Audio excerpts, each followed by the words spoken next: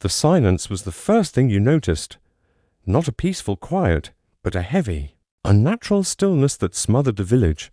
The 6 prisoners, once proud men of Umofia, returned from the white man's jail. Their heads were shaved, their spirits broken, their backs bearing the cruel artistry of the court messenger's whip. The villagers, even their own wives and children, shrank away, afraid to meet their haunted eyes.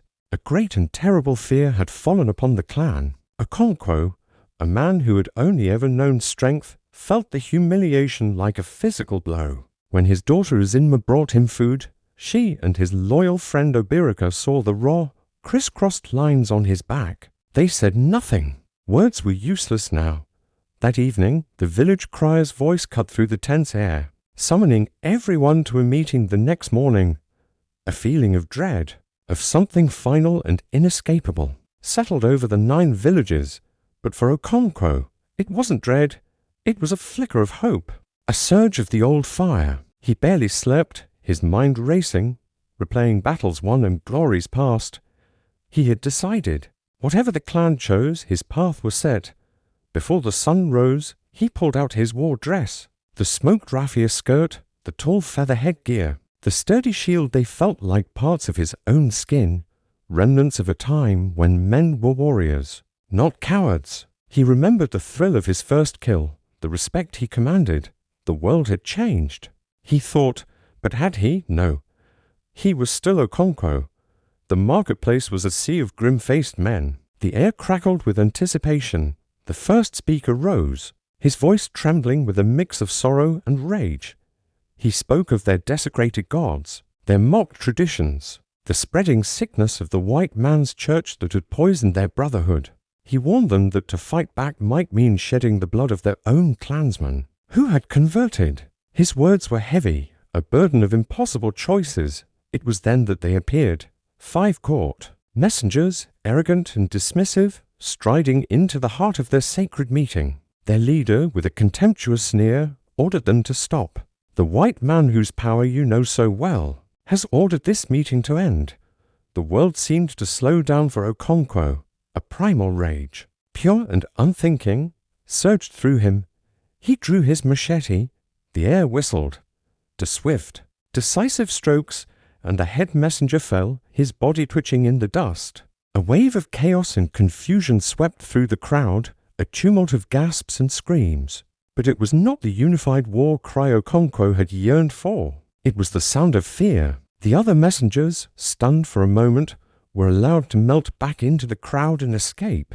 Then, a voice, small and bewildered, pierced Okonkwo's soul. Why did he do it? He looked at the faces around him, at the men of his clan backing away, their momentary anger dissolving into panic. And in that instant, he understood. They would not fight.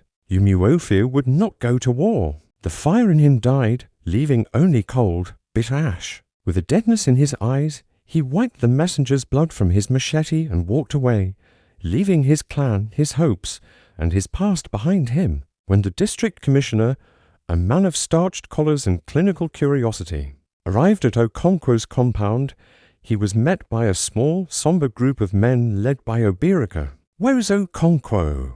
he demanded. Obirika's face was a mask. "He is not here."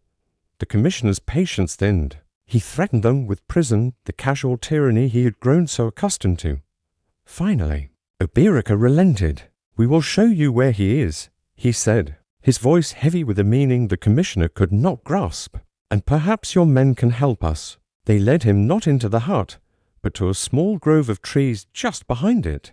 There, hanging from a branch, was the body of Okonkwo. The great warrior, the man who feared failure and weakness above all else, had taken his own life. The silence in the grove was absolute, broken only by the chirping of insects. Indifferent to the tragedy, Obirika explained, his voice hollow. Suicide was an abomination, an offense against the earth goddess. Okonkwo's body was now evil. His own clansmen could not touch it, could not give him the burial a great man deserved. Only strangers could cut him down and put his body in the ground. That man was one of the greatest men in Umofia, Obirika said, his voice finally breaking. A torrent of grief and fury directed at the impassive white man. "You drove him to kill himself, and now he will be buried like a dog. The district commissioner listened, but he did not truly hear. He saw not a man's tragic downfall, but an interesting anecdote, a cultural peculiarity. He ordered his messengers to cut the body down, his mind already drifting. He was writing a book, you see, a comprehensive study of the local tribes. He thought about the chapter on Okonkwo's demise. Perhaps not a whole chapter, he mused, but a decent paragraph. A compelling detail in a much larger, more important story. His story! He had even settled on the title for his book, a title that captured the neat, orderly progress he believed he was bringing to this land. He would call it The Pacification of the Primitive Tribes of the Lower Niger.